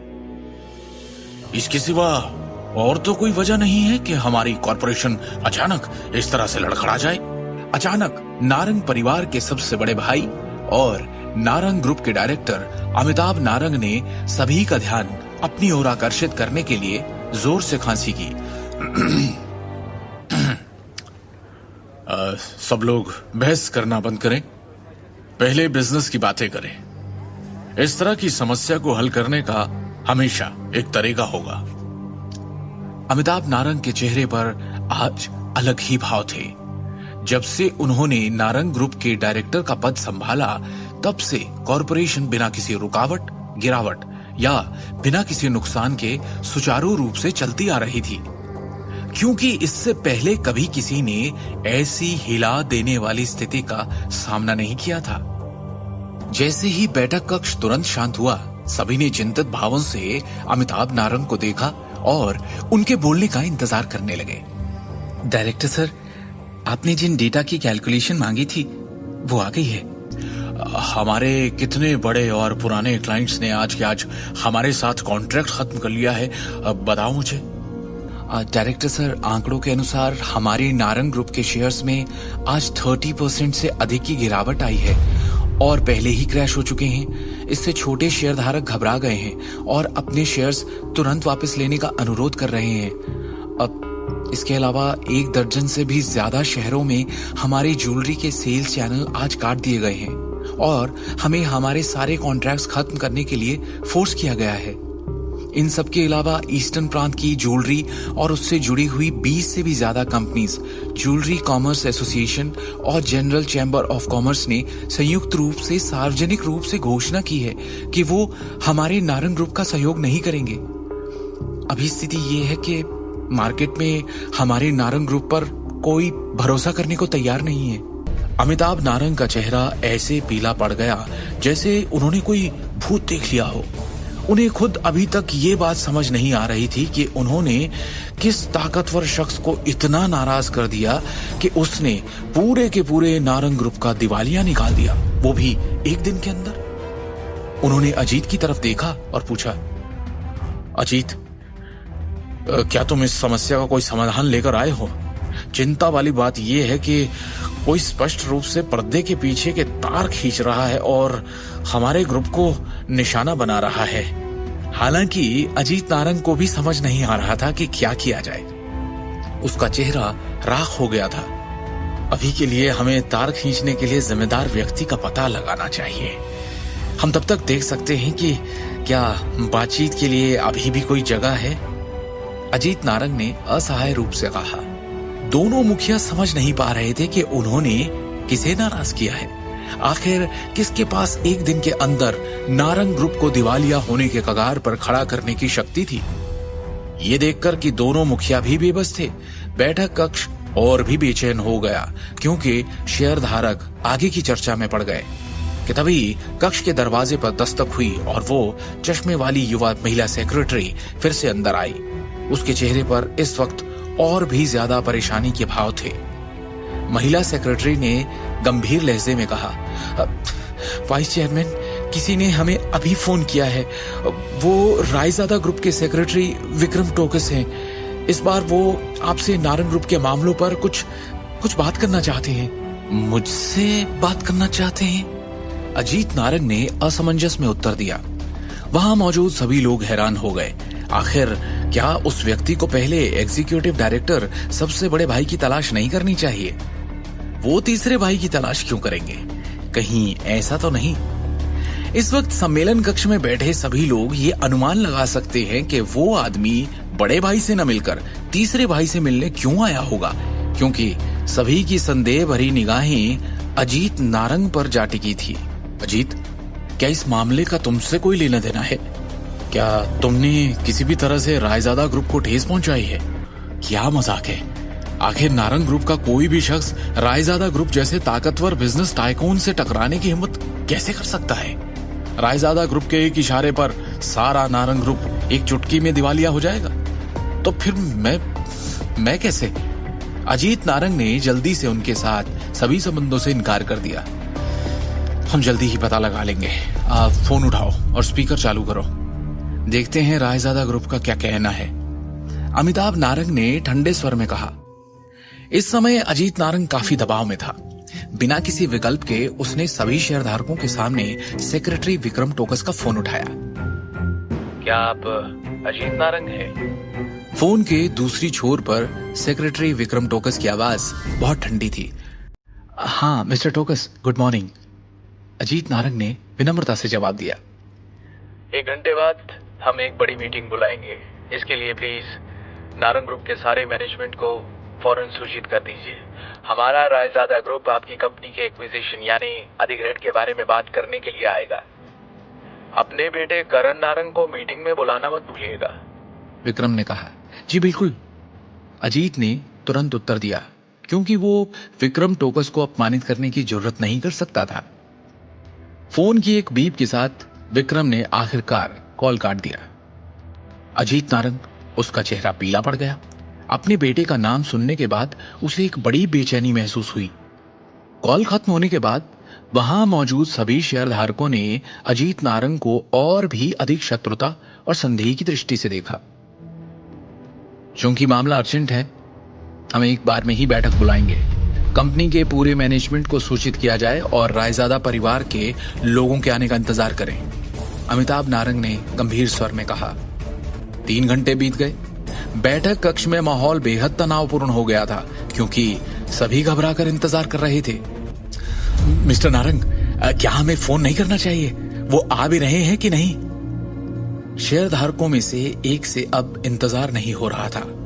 अनुभव था ही इतना कष्टदायक। हम केवल इंतजार कर सकते हैं। आखिरकार हमारे ग्रुप की जीवन रेखा पहले से ही रायजादा परिवार के हाथों में है, अमिताभ ने गंभीरता से कहा। इसी दौरान एक युवक अचानक अपनी बिजनेस टीम और 2 अन्य वकीलों के साथ बैठक में चला गया। सब लोग मुझे अपना परिचय दें। मैं रायजादा ग्रुप के नारंग ग्रुप एक्विजिशन का इंचार्ज हूं। सेक्रेटरी विक्रम टोकस ने गंभीर अभिव्यक्ति के साथ कहा। और हाँ, मैं नारंग ज्वेलरी ग्रुप का नया चेयरमैन भी हूं। डायरेक्टर अमिताभ नारंग की जगह कॉरपोरेशन के मामले अब मैं संभालूंगा। इतना कहने के बाद सेक्रेटरी टोकस ने चेयरमैन की कुर्सी खोल दी और बोल्ड अंदाज में बैठ गया। भवानी नारंग के निधन के बाद से नारंग ग्रुप के चेयरमैन का पद खाली था। यहाँ तक कि अमिताभ और अजीत नारंग ने भी खुद को डायरेक्टर के पद तक ही रखा। ये नजारा देखकर नारंग परिवार के सभी सदस्यों के चेहरे पर घृणा आ गई और वो चुप रहे, क्योंकि वो रायजादा ग्रुप को नाराज नहीं करना चाहते। सेक्रेटरी टोकस परिवार के सभी लोगों के हाव भाव देखकर मुस्कुराया और बोला, आगे बढ़ने से पहले ऐसा लगता है आप सब में काफी लोगों की समझ में नहीं आया कि अभी स्थिति एग्जैक्टली है क्या। इस समय मेरे हाथों में नारंग की ज्वेलरी ग्रुप के 55% शेयर हैं। इसके अलावा मैं मैनेजमेंट के तहत 20 ज्वेलरी फैक्ट्रीज और 30 आभूषण फ्लैगशिप स्टोर्स के कंट्रोल में हूं। मेरा मानना है कि अगर मैं चेयरमैन का पद लेता हूं तो किसी को आपत्ति नहीं होगी, है ना? टोकस के ये शब्द एक ढोल की तरह लग रहे थे जो सभी के मन में गहराई से उतर गए, जिससे वो चुप हो गए। ये एक्विजिशन के दस्तावेज हैं, प्लीज आप सभी एक बार ध्यान से पढ़ लीजिए। टोकस ने दस्तावेज की कॉपियां सभी में बांटने का आदेश दिया। उपस्थित सभी शेयर धारकों ने दस्तावेजों को पढ़ते हुए और गहराई से विचार करते हुए गंभीर भाव प्रकट किए कि तभी शांति में विक्रम टोकस की आवाज फिर से आई, एक अलग अंदाज में। इतने में वहां मौजूद सभी एक ही दिशा में देखने लगे और पीछे से करण निकलकर सामने आया। विक्रम ने उसे ज़हीन नजरों से देखा। मैं हूं करण नारंग, लेकिन मैं ये नहीं समझ पा रहा हूं कि आपको मुझसे क्या काम है मिस्टर विक्रम टोकस। करण ने झुंझलाहट भरी आवाज में ईमानदारी से कहा, अब मेरा मतलब है विक्रम सर। विक्रम ने बिना कोई प्रक्रिया दिए उससे पूछा, कंपनी में आपकी क्या पोजीशन है? और इतनी बड़ी कंपनी के मुलाजिम होने के नाते आपको इतना भी नहीं पता कि बिना बारी के बोलना सही नहीं? विक्रम ने यह कहते हुए करण की ओर अपनी ठंडी निगाह डाली और पास पड़ी मोहर उठाकर तेजी से करण की तरफ फेंकी। और जैसे ही वो सील करण के पेट से टकराई, उसके होश उड़ गए और उसे लगा जैसे उसे हथौड़े से मारा गया हो। जैसे ही उसके पेट से दर्द ऊपर की ओर बढ़ा, उसने बैठक से पहले खाया हुआ सारा खाना कॉन्फ्रेंस रूम की टेबल पर उल्टी कर दिया। करण गुस्से से भड़क उठा, क्योंकि उसे लगा था कि विक्रम ने उसके साथ अन्याय किया है और सबके सामने उसे अपमानित किया है। हालांकि उसने विक्रम को अपनी आंखों में शुद्ध घृणा के साथ देखा, लेकिन उसने विरोध का एक भी शब्द कहने की हिम्मत नहीं की। उसे अभी भी समझ नहीं आया कि रायजादा ग्रुप का ये सेक्रेटरी उसे क्यों निशाना बना रहा है। विक्रम ने धीरे से कहा, अब आप सब लोग मेरी बात ध्यान से सुने। मुझे पूरी उम्मीद है कि आप सब ने इस टेक ओवर के पेपर्स अच्छे से पढ़ लिए होंगे। हमारे रायजादा परिवार ने नारंग के आभूषण समूह से बड़ी संख्या में शेयर और संपत्तियां क्यों खरीदी, इसका कारण ये है कि हमने नारंग के आभूषण निगम की क्षमता को समझा और उसमें इंटरेस्ट दिखाया है, क्योंकि इसके पास महान विकास मूल्य है। इसलिए आप सभी शेयर होल्डर्स को फिलहाल के संकट में होने वाले नुकसान के बारे में चिंता करने की कोई जरूरत नहीं। हमारी टीम की व्यावसायिकता कंपनी को अधिक लाभ मूल्य बनाने की ओर ले जाएगी। सभी शेयरधारकों को केवल उस प्रणाली का सख्ती से पालन करने की आवश्यकता है जिसे मैंने संशोधित किया है और इसे पूरा किया है। भविष्य में हमारा व्यवसाय निश्चित रूप से अधिक ऊंचाई तक बढ़ेगा, पहले से कहीं ज्यादा। उपस्थित 20 से अधिक शेयर होल्डर्स ने सहमति में अपना सिर हिलाया।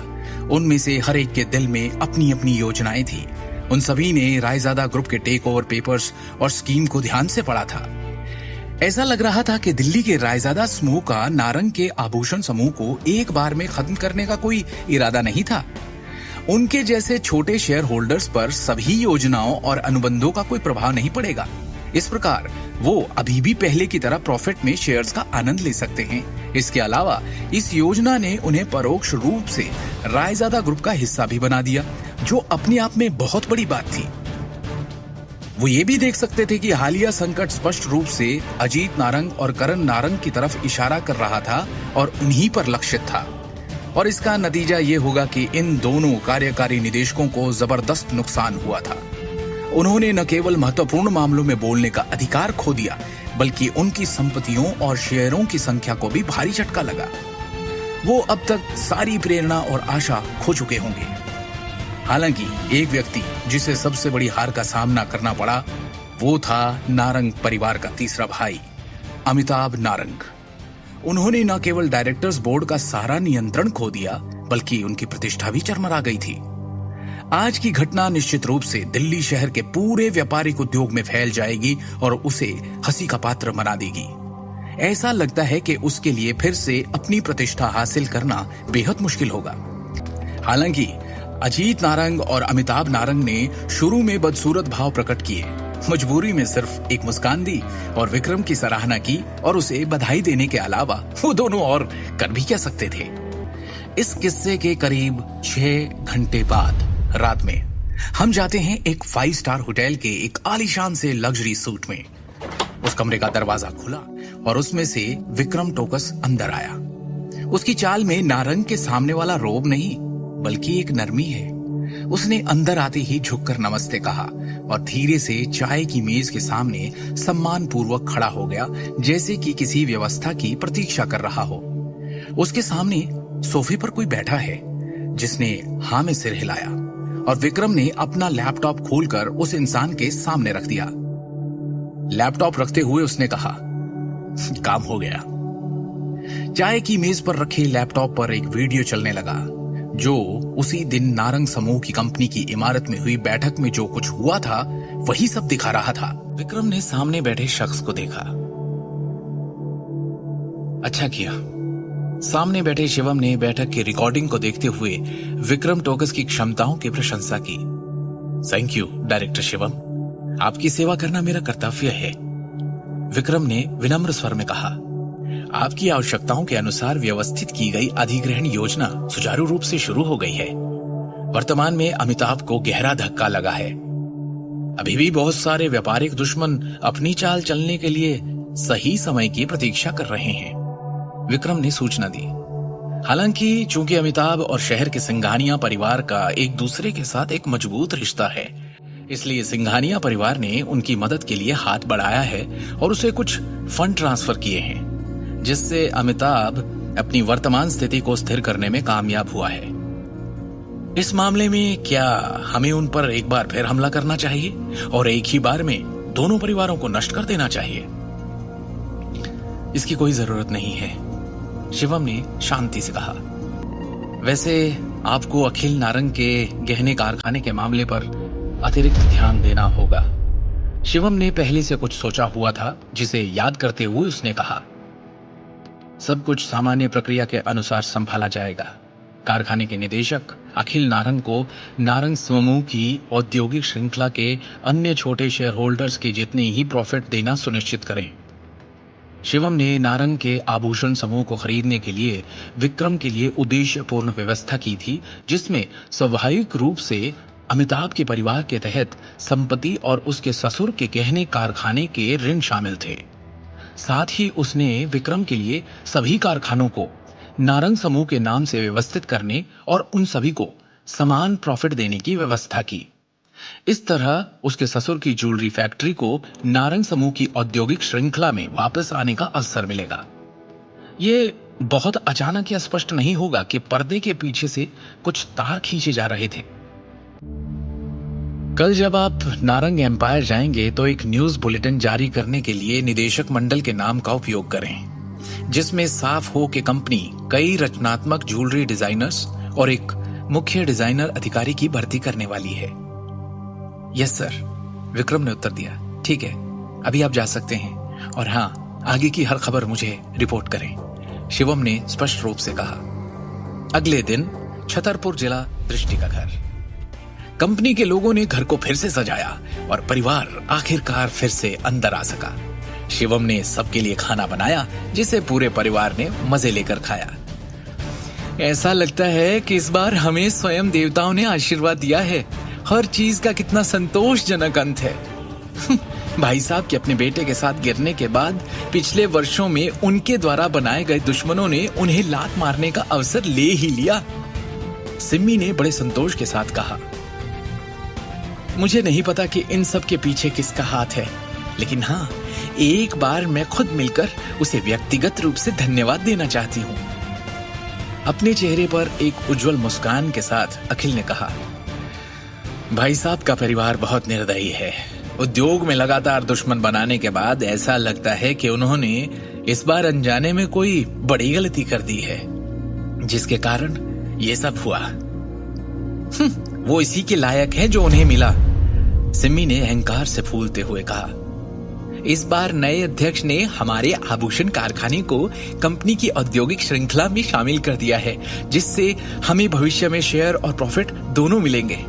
हाय, अब ऐसा लग रहा है मानो एक बड़ा संकट टल गया है। भाई साहब और अजीत को वास्तव में इतने सालों के बाद भी कंपनी के प्रबंधन में बड़ी समस्या आई है। चूंकि रायजादा समूह के पास शक्ति और प्रभाव दोनों है, ये नारंग के आभूषण समूह के लिए अच्छा कदम है। हालांकि ये निश्चित रूप से हमारे पिता द्वारा स्थापित पारिवारिक व्यवसाय को एक सार्वजनिक व्यवसाय में बदलने की कोशिश है, अखिल ने एक विवादित अभिव्यक्ति के साथ कहा। अखिल के हाथों में दिल्ली टाइम्स न्यूज़पेपर था। आप कुछ ज्यादा ही चिंता कर रहे हैं। नारंग के लिए आपके विचारों के बावजूद क्या आपके पिता ने कभी आपको वो पद या सम्मान दिया? क्या उन्होंने कभी आपको कंपनी के प्रबंधन अधिकार देने पर विचार किया है? सिम्मी ने उसकी भावनाओं को ध्यान में रखे बिना धीरे से कहा, अब से आपके नए आए अध्यक्ष विक्रम का ईमानदारी से पालन करना चाहिए। आखिरकार वो कंपनी के तहत छोटे कारखानों के साथ समान व्यवहार कर रहे हैं। अब जब आप कंपनी के नाम पर एक छोटे शेयर होल्डर हो, तो अब आप वापस नारंग एम्पायर की बिल्डिंग में जाकर ऑफिस में बैठ सकते हो। सही कह रही हो तुम, अखिल असहाय होकर हंसा। वैसे भी हमारे परिवार के दिन धीरे धीरे बेहतर होने वाले हैं। और तभी दृष्टि के चेहरे पर भी एक संतुष्टि भरी मुस्कान दिखाई दी।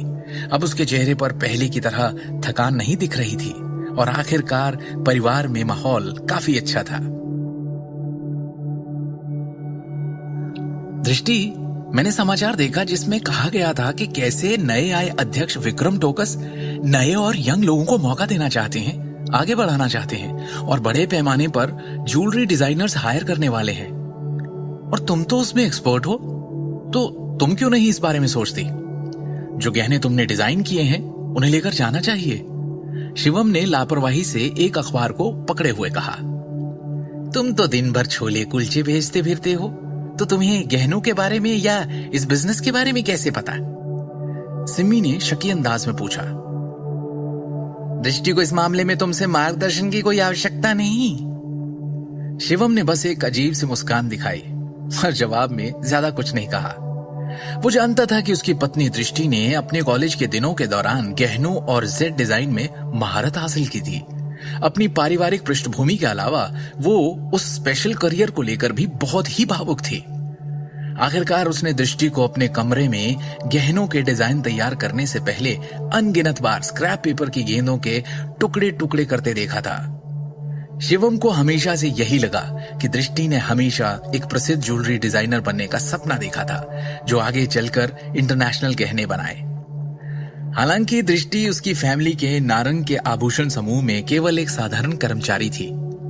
अमिताभ नारंग, जो निदेशक मंडल के प्रभारी थे, उनके द्वारा दबाए जाने के बाद उसके डिजाइन ड्राफ्ट को हमेशा की तरह कभी भी प्रबंधन द्वारा एक्सेप्ट नहीं किया गया था। इसलिए शिवम ने विक्रम को उपहार के रूप में जीवन भर का अवसर देकर दृष्टि की उस इच्छा को पूरा करने का निर्देश दिया था। दृष्टि ने बुदबुदाया। जैसे ही शिवम के सुझाव ने उसका ध्यान खींचा, शिवम के हाथ से अखबार लेते हुए उसने भर्ती में दिलचस्पी दिखाने से पहले कुछ समय के लिए इसे गंभीरता से पढ़ना शुरू किया।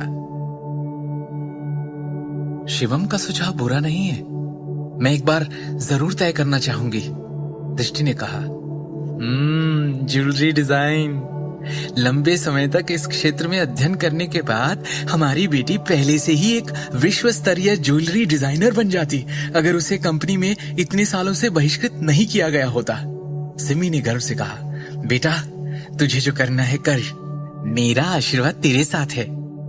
आज तक भाई साहब और अजीत के नीचे दबकर खड़े रहना पड़ता था। उनका समर्थन करने के अलावा और कोई चारा नहीं था। व्यवहारिक तौर पर कुछ और कर नहीं सकते थे। अब उन दोनों के पिक्चर से बाहर जाते ही और कंपनी के विभागों में सत्ता में फेरबदल, इस मौके का फायदा उठाने में कोई हर्ज नहीं। मैं समझती हूं, दृष्टि ने कहा, क्योंकि वो पहले से ही खुद को इस मौके को आजमाने के लिए मना चुकी थी। शिवम ने खाने का निवाला मुंह में रखते हुए कहा, दृष्टि, क्या तुम्हारे पास पहले से कोई अच्छा आइडिया है? अगर नहीं तो मेरे मन में सच में एक ज्वेलरी डिजाइन का आइडिया है। तुम ये भी जानते हो कि गहने और जेड कैसे डिजाइन किए जाते हैं? दृष्टि ने आश्चर्य से पूछा। शिवम ने मुस्कुराते हुए जवाब दिया, ये मेरे बचपन के दिनों में मेरा शौक हुआ करता था। वैसे मुझे इस बात का हमेशा से अफसोस हुआ है कि मुझे इसके बारे में और जानने का मौका नहीं मिला। शिवम ने सच में अतीत के दिनों में अपने गुरु से गहनों और जेड के बारे में बहुत सी बातें सीखी थी। दृष्टि ने रुचि के साथ कहा, मुझे इसके बारे में बाद में आराम से बताना। खाने के बाद दृष्टि अपने कमरे में लौटी और अपने कबर्ड में से ज्वेलरी डिजाइन के ड्राफ्ट्स के कुछ स्क्रॉल्स निकाले और जाने से पहले शिवम को बोलती हुई गई, शिवम, कुछ देर के लिए मेरे कमरे में आओगे प्लीज? अखिल और सिमी ने हैरत में एक दूसरे की तरफ देखा। वैसे तो शिवम और दृष्टि की शादी को 2 साल हो चुके थे, लेकिन आज तक कभी भी शिवम उनकी बेटी के कमरे में। शिवम ने एक गहरी सांस ली और फिर एक दबी सी मुस्कान लिए दृष्टि के कमरे में दाखिल हुआ और अंदर आते ही उसने देखा कि पूरा कमरा कई शानदार सजावटों से भरा हुआ था। ये है वो ड्राफ्ट जिन्हें मैंने पहले डिजाइन किया था। चलो, मैं तुम्हारा एक छोटा सा टेस्ट लेती हूँ। इन सब पर एक नजर मारो, इन्हें गौर से देखो और मुझे इनके बारे में अपनी राय बताओ, दृष्टि ने कहा और डेस्क पर दस्तावेजों को रखते हुए चमकती हुई आंखों से शिवम की तरफ देखा। मुझे देखने दो। शिवम ने डेस्क पर रखे दस्तावेजों को उठाया और उन्हें ध्यान से देखने लगा। ओके, तो इस पेंडेंट की बात करें तो इसकी डिजाइन एक विशेष शैली पर बहुत जोर देती है जो हार्ट ऑफ द सी की नकल करता है, सही है ना? शिवम ने मुस्कुराते हुए पूछा। इस जेड पेंडेंट का डिजाइन सुबह के सूरज से प्रकाशित एक देवदार के पेड़ का प्रतीक है। इस विशिष्ट शिल्प में यथार्थवाद की ओर झुकाव के बावजूद ऐसा लगता है कि ये महान भावना से भरा हुआ है। और इस सोने के हार के डिजाइन को गौर से देखें तो ये क्लासिक्स के लिए सही रहता है और इसके कारीगर को उत्कृष्ट एम्बेडिंग कौशल की आवश्यकता होती है। शिवम, मैंने तुमसे गहनों के बारे में इतनी जानने की उम्मीद नहीं की थी, दृष्टि ने कोमल स्वर में कहा और उसने आज पहली बार शिवम को एक अलग रोशनी में देखा। शिवम बस मुस्कुरा दिया और उसने कुछ और नहीं कहा। दृष्टि ने गंभीरता से कहा, वास्तव में मेरे पास एक ऐसा डिजाइन था जिससे मैं पहले बहुत संतुष्ट थी, लेकिन हमेशा बस सोचती रह गई और मुझे इसे बनाने का अवसर कभी नहीं मिला। गहने के इस डिजाइन के लिए बहुत महंगे हीरे की आवश्यकता होती है और ना तो मेरे पास ऐसी सामग्री का प्रबंध करने की योग्यता थी और ना ही कंपनी ने मेरे प्रस्ताव को स्वीकार किया। ये एक ऐसा डिजाइन है जिस पर मुझे सबसे अधिक गर्व है, हालांकि मुझे अभी तक इसके लिए एक अच्छे नाम के बारे में सोचना है, दृष्टि ने कहा और वो ड्राफ्ट शिवम को सौंप दिया। शिवम ने वो दस्तावेज लिया और उसे ध्यान से देखते हुए उसका गंभीरता से विश्लेषण किया। जितना अधिक उसने डिजाइन को गौर से देखा और देखता रहा, उतना ही उस डिजाइन ने उसे चकित कर दिया। उस ड्राफ्ट का विश्लेषण करने के बाद उसके लिए यह स्पष्ट था कि दृष्टि के पास गहनों के डिजाइन में असाधारण प्रतिभा थी। सच कहूं तो मुझे लगता है कि तुम इसके डिजाइन में एक चाप और उससे भी अधिक बारीक नक्काशी जोड़ सकती हो। सामग्री के संदर्भ में हमारे पास अभी भी उच्च अंत रंगीन हीरे का उपयोग करने के अलावा कोई विकल्प नहीं है। इसके अलावा हमें सामग्री की आवश्यकता होगी, आकार में बड़ी होनी चाहिए, शिवम ने सुझाव दिया। मैं जानती हूं, लेकिन क्या इसे बनाना बहुत महंगा नहीं होगा? इसकी लागत के अलावा इसका उत्पादन करना भी बेहद मुश्किल होगा, दृष्टि ने झिझकते हुए कहा। मुझे लगता है सब आराम से हो जाना चाहिए, शिवम ने उसे आश्वस्त किया। तुम्हें बस अपने आप में और अधिक आत्मविश्वास रखने की आवश्यकता है। इसे दुनिया के सर्वश्रेष्ठ गहनों के रूप में सोचने का प्रयास करो। दृष्टि ने शिवम को अपनी चमचमाती आंखों से देखते हुए ध्यान से सुना। दोनों ने आधे घंटे तक उत्साह से बातें की अंत में गहनों के अंतिम डिजाइन को अंतिम रूप दिया गया। दृष्टि ने डिजाइन के ढांचे को देखते हुए एक संतुष्ट अभिव्यक्ति प्रकट की। ये तो बहुत अच्छा है शिवम, गहनों के डिजाइन के लिए तुम्हारी समझ और जानकारी बहुत ही उम्दा है। दृष्टि ने शिवम की प्रशंसा की। मैंने फैसला कर लिया है, मैं इस डिजाइन को एक कदम के रूप में इस्तेमाल करूंगी और अध्यक्ष विक्रम टोकस को इसका प्रस्ताव दूंगी। लेकिन हम इसे नाम क्या देंगे? दृष्टि ने थपथपाया और कुछ देर सोचा। शिवम ने भी कुछ देर सोचा और सुझाव दिया, विश्व के राजा। दुनिया का राजा? दृष्टि ने पूछा। दुनिया का राजा, दृष्टि ने उत्साह से कहा। मैं यही नाम रखूंगी, विश्व के राजा। ये हैं। और इस तरह दृष्टि ने पेंडेंट के नाम पर फैसला किया। डिजाइन के ड्राफ्ट को जल्दी से छांटते हुए दृष्टि ने अपना प्रस्ताव अध्यक्ष विक्रम को ईमेल के माध्यम से भेजा। उसी दिन अपने परिवार के साथ रात का खाना खत्म करने के बाद आखिरकार उसे जवाब मिला। विक्रम ने ईमेल में कहा, विचार काफी रचनात्मक है, कल कंपनी में आए और मुझसे मेरे ऑफिस में मिले। दृष्टि को उसके डिजाइन के अप्रूवल की खबर मिलते ही उसमें उत्साह की लहर फूट पड़ी। अगले दिन सुबह दृष्टि के बहुत मनाने और रिक्वेस्ट करने पर शिवम भी उसके साथ कंपनी गया। जल्दी ही टैक्सी नारंग एम्पायर टावर पर आ गई और जल्दी ही वो दोनों कार से उतरे और लिफ्ट में आए। वो आखिरकार कंपनी के अंदर आ गए।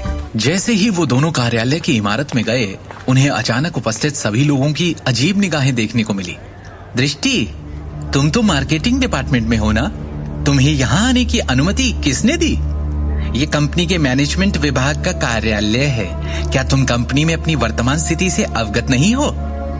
वहां से गुजरने वाली एक महिला अधिकारी ने दृष्टि को पहचानने के बाद बदसूरत अभिव्यक्ति के साथ कहा, ओ दृष्टि, क्या तुम्हारी बगल में खड़ा व्यक्ति वो नहीं है जिसने नारंग परिवार को शर्मिंदा किया है?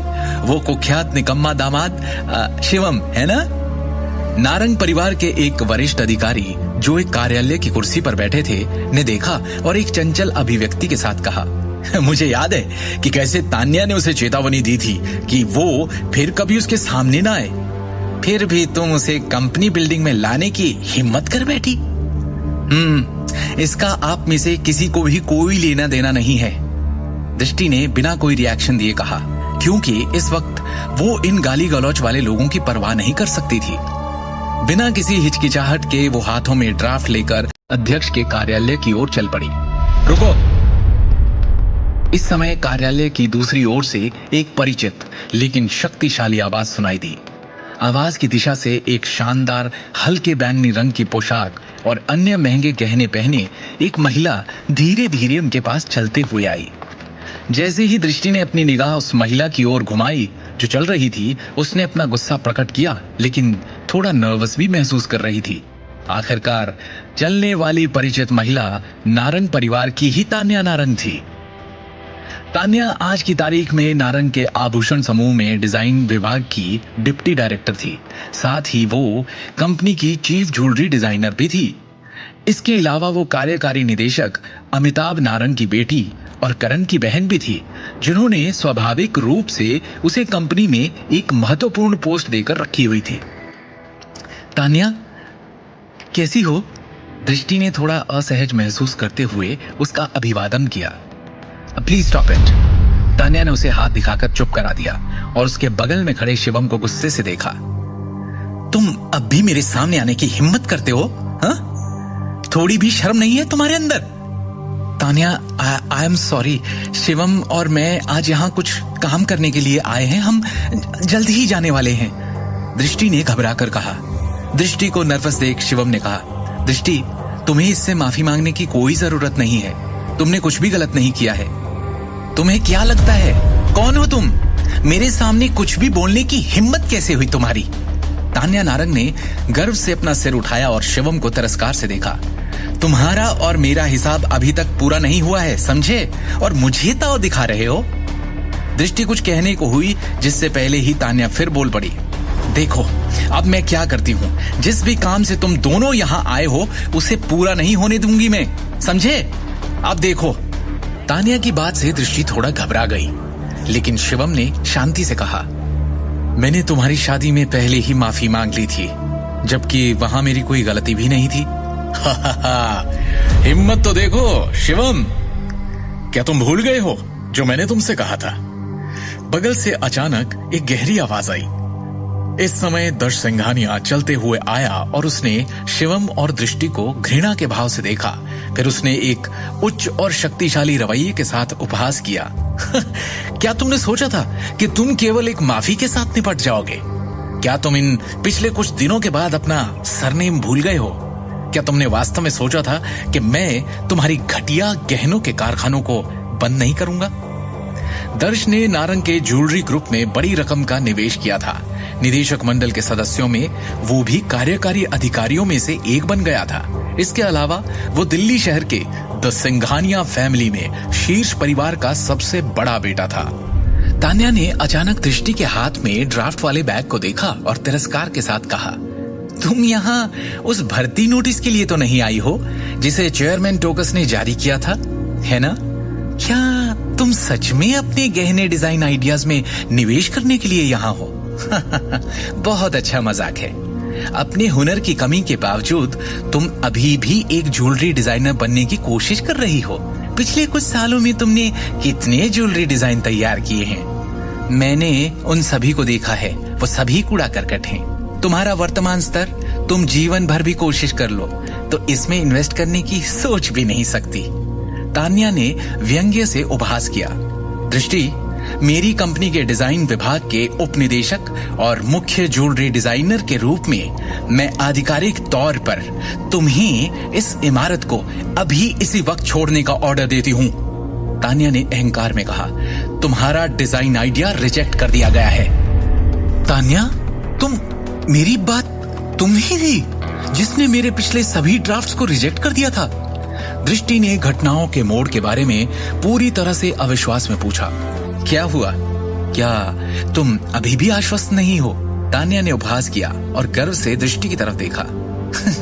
क्या तुम सच में एक पेशेवर डिजाइनर के रूप में मेरे शब्दों पर संदेह कर रही हो? मैं पूरे दिल्ली शहर में शीर्ष ज्वेलरी डिजाइनर्स में से एक हूँ। दूसरी ओर तुमने अभी तक किसी भी प्रकार के रिजल्ट्स नहीं दिए हैं। यहाँ किस बारे में बहस हो रही है? अचानक ऑफिस में एक गहरी और गरिमापूर्ण आवाज सुनाई दी। सबने उस आवाज की दिशा में देखा और पाया कि चेयरमैन विक्रम टोकस अपने कैबिन से निकलकर बाहर आया और उसने धीरे से तान्या और दर्श पर अपनी निगाहें घुमाई। तान्या और दर्श का जो क्षणिक आत्मविश्वास था वो तुरंत ही घबराहट और डर में बदल गया। चेयरमैन सर, कोई बड़ी बात नहीं है, बस एक छोटी सी बात है। क्योंकि कुछ लोग हैं जो कंपनी के नियमों को नहीं समझते हैं, मैं बस उन्हें सबक सिखाने की कोशिश कर रहा था, दर्श ने कहा। ओहो, विक्रम ने दर्श की ओर देखा और पूछा, कौन है जो नियमों को नहीं जानते? दर्श ने तुरंत उत्तर दिया, असल में ये मार्केटिंग विभाग में एक छोटी क्लर्क है और इसका नाम दृष्टि है। ये बिना अनुमति के कंपनी के उच्च अधिकारियों के कार्यालय में आई थी, बस इसीलिए मैं उसे सही तरह से समझा रहा था। इसे मैंने ही मिलने के लिए बुलाया है। क्या आपको इसमें कोई दिक्कत है? विक्रम ने शांति से कहा। साथ ही मैं ये स्पष्ट कर दूं कि ये एक कार्यालय है। एक वरिष्ठ नेता के रूप में आपको क्या लगता है कि आप ऐसी जगह पर हंगामा करके क्या दिखाना चाह रहे हैं? मैं नहीं चाहता कि कोई भी कार्यालय में अनावश्यक शोर करे। अगर भविष्य में ऐसा कुछ भी हुआ तो तुम दोनों इस ऑफिस से बाहर निकाले जाओगे। ये कहने के बाद विक्रम ने एक मुस्कान के साथ दृष्टि की ओर देखा। विक्रम ने कहा, मिसेस दृष्टि, तो मैंने कल वो डिजाइन आइडिया देखा जो आपने मुझे मेल किया था और मैं काफी प्रभावित हुआ। मेरे ऑफिस में आइए जिससे हम आपके डिजाइन के विवरण के बारे में बात कर सकें। जी धन्यवाद विक्रम सर, दृष्टि ने गंभीरता से कहा और फिर तान्या, दर्श और अन्य लोगों पर ध्यान नहीं देते हुए विक्रम ने आगे की चर्चा के लिए दृष्टि और शिवम को अपने कार्यालय में ले जाने की पहल की। आगे की कहानी जानने के लिए देखिए अगला एपिसोड सिर्फ पॉकेट एफएम के YouTube चैनल पर और शिवम द हिडन वॉरियर के सारे एपिसोड्स को सुनने के लिए डिस्क्रिप्शन में दी लिंक से डाउनलोड करें पॉकेट एफएम ऐप।